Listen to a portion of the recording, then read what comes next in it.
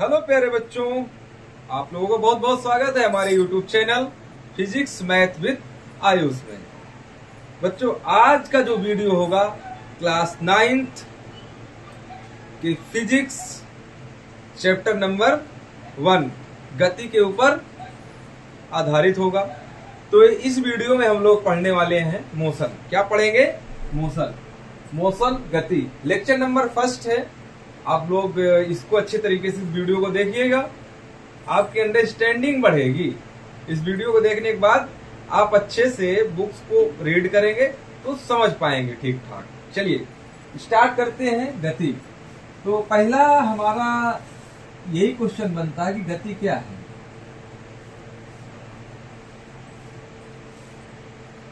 गति क्या है? मोशन क्या है? देखो, जब कोई ऑब्जेक्ट समय के साथ अपने स्थिति में लगातार परिवर्तन करे तो हम उसको कह सकते हैं कि ये गति में है। किसमें है? गति में। लेकिन हाँ, लगातार परिवर्तन करना चाहिए तभी वो गति में होगा, अन्यथा ऑब्जेक्ट गति में नहीं होगा। अगर कोई ऑब्जेक्ट है यूं ऐसे रुका हुआ है तो क्या ये गति में है? नहीं है ना? तो गति को हम लोग यही कहेंगे कि समय के साथ अपनी स्थिति में कोई ऑब्जेक्ट परिवर्तन करे तभी वो गति में होगा। अब गति के प्रकार क्या है? गति किस टाइप से होती है, कितने टाइप की होती है? तो पहला है वृत्तीय गति, सर्कुलर मोशन। घूर्णन गति। पहला वृत्तीय गति, दूसरा घूर्णन गति, तीसरा नंबर हमारा आ जाता है रेखीय गति, चौथा दोलन गति। देखो, हम क्लास 9th में अध्ययन सिर्फ रेखीय गति का करेंगे। इसका अध्ययन करेंगे बच्चों, रेखीय गति का, स्ट्रेट लाइन मोशन।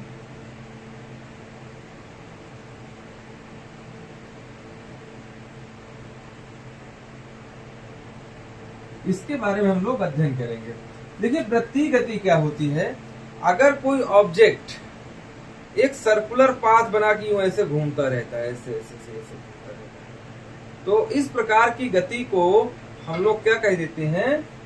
वृत्तीय गति। जैसे किसी एक पंखे की गति होती है तो उसको हम लोग क्या कहेंगे? वृत्तीय गति। घूर्णन गति क्या है? अपने अक्ष के परितः चारों ओर घूमे। जैसे पृथ्वी है, पृथ्वी की गति घूर्णन गति होगी। पृथ्वी गति क्या होगी? घूर्णन गति होगी बच्चों। रेखीय गति क्या है? जैसे कोई एक कार एक सीधी सड़क पर चल रही है, सीधा चलती जा रही, तो इस प्रकार की गति कार की क्या कहलाएगी? रेखीय गति कहलाएगी। क्या कहलाएगी? रेखीय गति कहलाएगी बच्चों। अब आपका आ गया दोलन गति। तो दोलन गति क्या है? एग्जाम्पल के तौर पे समझिए कि यदि कोई जो झूला होता है वो क्या करता है? वो अपने एक इनिशियल पोजीशन पे रहता है, इसके बाद वो इधर जाएगा, फिर पीछे आएगा, इस तरीके से आता जाता रहता है ना? जो आने जाने की गति है ये आपकी दोलनीय गति होती है। जैसे झूले की गति हो गई, इसके बाद घड़ी का पेंडुलम होता है इस प्रकार से, उसकी गति हो गई, ये दोलनीय गति होती है। क्या होती है बच्चों? दोलनीय गति। तो बच्चों, हम लोग पढ़ेंगे सिर्फ रेखीय गति के बारे में। किसके बारे में? रेखीय गति के बारे में। हम इसी पे जो है चर्चा आज करेंगे, ठीक है? रेखीय गति क्या होती है? एक ऐसी गति, रेखीय गति क्या होती है? एक वस्तु की ऐसी गति जो एक सरल रेखा में हो, इस प्रकार की गति रेखीय गति कहलाती है। Straight line of motion, straight line motion कह सकते हैं इसको। ठीक, क्लियर है? अब बच्चों, थोड़ा से चाल के बारे में चर्चा हो जाएगी, या पहले गति की अवस्थाओं के बारे में चर्चा कर देते हैं। देखो, गति की अवस्था हो सकती है, एक तो गतिमान अवस्था, या गति की अवस्था हो सकती है, अगर कोई ऑब्जेक्ट है वो टाइम के रिस्पेक्ट में, टाइम के सापेक्ष अपनी स्थिति बदलता है,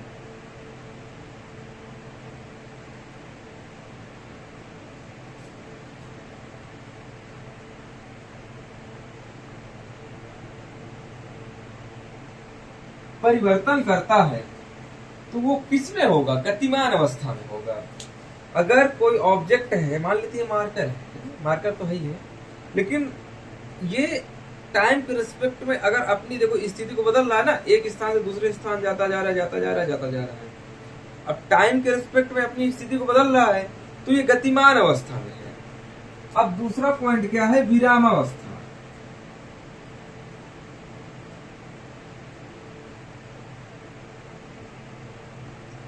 विरामावस्था या विराम की अवस्था। अगर कोई ऑब्जेक्ट समय के साथ अपने आप को नहीं बदलता है, टाइम के रिस्पेक्ट में अपने आप को बदलता ही नहीं है, तो इस प्रकार की जो गति होगी वो आपकी विरामावस्था की गति होगी। विरामावस्था की गति मतलब कोई ऑब्जेक्ट समय के साथ अपने आप को परिवर्तित ही नहीं कर रहा। जैसे कोई एक मार्कर है, एक जगह पे रख दिया जाए, देखो समय तो चल ही रहा है, लेकिन मार्कर क्या अपने स्थान से हिला डुला इधर नहीं ना। तो इस प्रकार की जो गति है ये विरामावस्था की गति है, ये बस अपने आप में जो है एक जगह पे ये रखा हुआ है ना। तो आपको ये, आई होप आपको ये समझ में आया होगा। हम लोग अब पढ़ने वाले हैं चाल के बारे में। बच्चों किसके बारे में पढ़ेंगे? चाल के बारे में।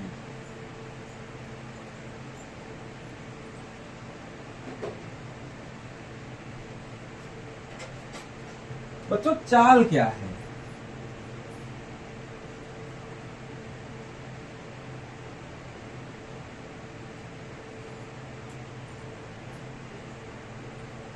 बच्चों चाल बराबर होता है दूरी बटे समय। अब इसकी अगर परिभाषा की बात करें, एकांक समय में चली गई दूरी वस्तु की चाल कहलाती है। एकांक समय में चली गई दूरी वस्तु की चाल कहलाती है। मतलब कोई ऑब्जेक्ट अगर डिस्टेंस को कवर करेगा, डिस्टेंस को कवर करेगा और उस डिस्टेंस को कवर करने में जो समय लगेगा, उन दोनों का अनुपात क्या कहलाएगा? वस्तु की चाल कहलाएगी। चाल बराबर दूरी बटे समय। इसका मात्रक क्या होता है? मात्रक होता है किलोमीटर पर घंटे। ठीक है, किलोमीटर पर घंटे। लेकिन इसका एसआई यूनिट क्या है जो पूरी दुनिया में मान्य है? एसआई यूनिट हर जगह मान्य होता है, यह है मीटर पर सेकेंड। तो बच्चों एसआई यूनिट आपको पता चल गया है ना। देखिए अगर किसी वस्तु की चाल निकालनी है, अगर कोई ऑब्जेक्ट है, मान लेते हैं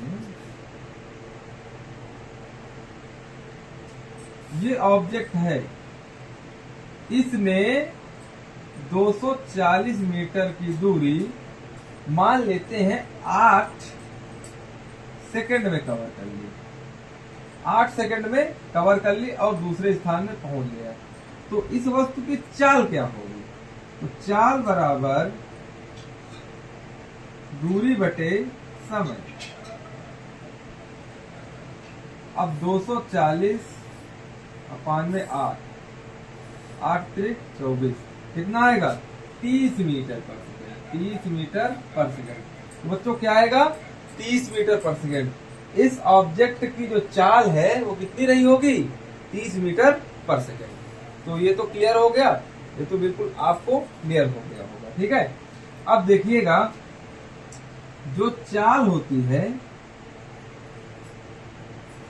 वो धनात्मक होती है।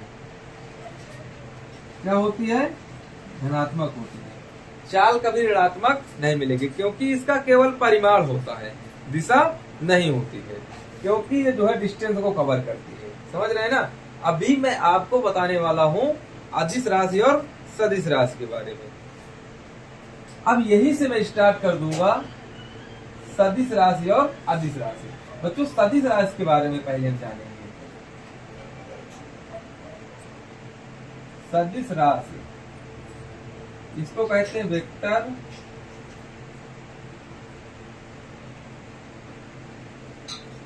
Vector quantities. क्या कहते हैं बच्चों?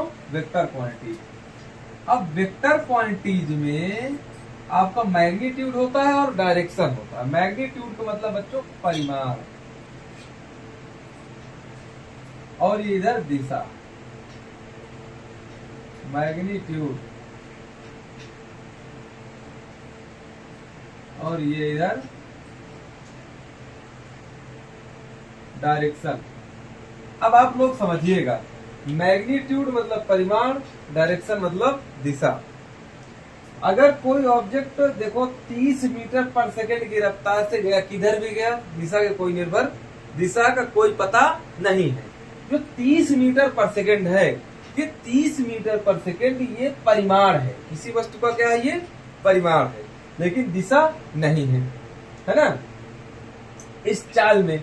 लेकिन सदिश राशि में क्या होता है? उसमें दिशा भी होता है और परिमाण भी होता है। तो इसमें कौन सी राशियां आती हैं? जैसे आपका वेग है, वेग विस्थापन को कवर करता है, अभी बताएंगे आपको। वेग है,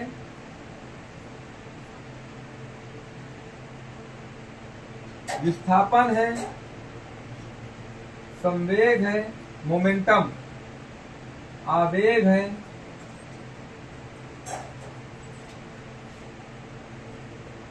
बल है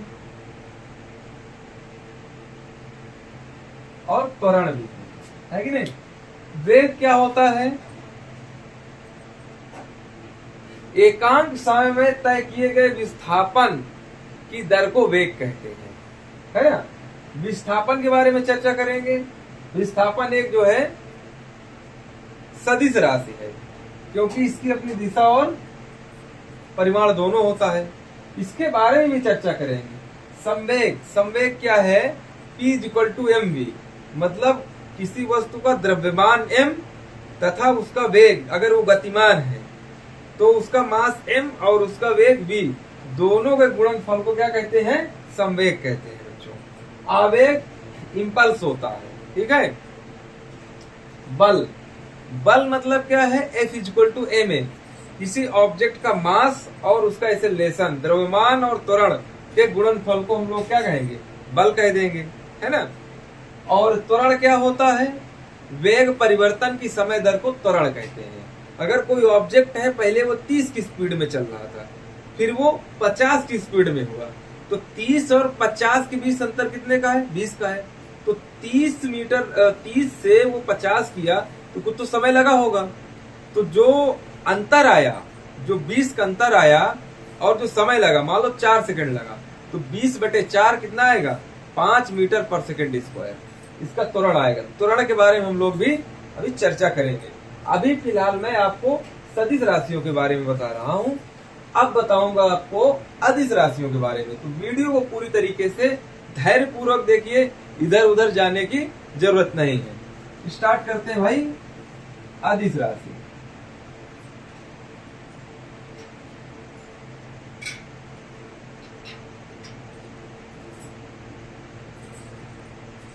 अदिश राशि इसको कहते हैं स्केलर क्वांटिटी।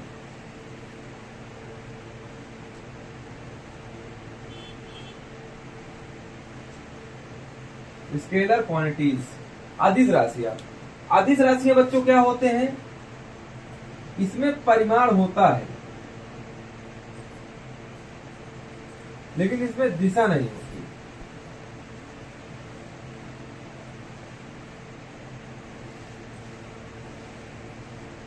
देखो एग्जाम्पल में आपको बता दूं, जैसे कार्य है, कार्य का परिमाण होता है, जैसे 5 जूल किसी ने कार्य किया, लेकिन उसकी दिशा नहीं होगी। मतलब कि आपका जैसे कार्य हो गया, इसके बाद ऊर्जा हो गई, समय हो गया, द्रव्यमान हो गया, इसके बाद चाल हो गया और दूरी हो गई, विद्युत धारा हो गई और ताप, मतलब आपका कार्य हो गया, वर्क और ऊर्जा, एनर्जी, टाइम और मास, इसके बाद स्पीड, इसके बाद डिस्टेंस, इलेक्ट्रिक करंट और टेम्परेचर। ये इनकी सभी डायरेक्शन नहीं होती है, कार्य की कभी डायरेक्शन नहीं होगी, ऊर्जा की कोई डायरेक्शन नहीं है, सिर्फ क्या है, परिमाण रहेगा। समय की कोई डायरेक्शन नहीं है, 5 बजे हैं तो 5 बजे हैं तो वो मैग्नीट्यूड हुआ। द्रव्यमान, द्रव्यमान समझ रहे हैं, द्रव्यमान मास, किसी ऑब्जेक्ट का मास, अगर मान लेते हैं जो मार्कर है इसका मास मान लेते हैं इसका मास 30 ग्राम है, तो 30 ग्राम क्या है, इसका मैग्नीट्यूड है। चाल, इसका भी मैग्नीट्यूड है। डिस्टेंस, इसका भी मैग्नीट्यूड है। इलेक्ट्रिक करंट, इसका भी मैग्नीट्यूड है। टेम्परेचर, इसका भी मैग्नीट्यूड है। मतलब कि इसकी कोई डायरेक्शन बच्चों नहीं है। तो बात तो आपको समझ में आ गई होगी अदिश राशियां और सदिश राशियों के बारे में, आपको बेहतरीन तरीके से समझ में आया होगा। तो बच्चों, इस वीडियो को आप लोग अपने दोस्तों के साथ शेयर करिए, जिनको फिजिक्स कम समझ में आती है उनके पास शेयर करिए, और एक अच्छी अंडरस्टैंडिंग के साथ मैं आप लोगों को यहाँ पे पढ़ाने वाला हूँ। तो बच्चों मिलता हूँ अपने अगले वीडियो में, तब तक के लिए धन्यवाद। और अपना एक प्यारा सा कमेंट हमारे जो है कमेंट बॉक्स में जरूर दीजिएगा, अगर आपको हमारा पढ़ाया हुआ समझ में आ रहा है। तो आज के लिए इतना ही, मिलते हैं अपने नेक्स्ट वीडियो में। जय हिंद, वंदे मातरम।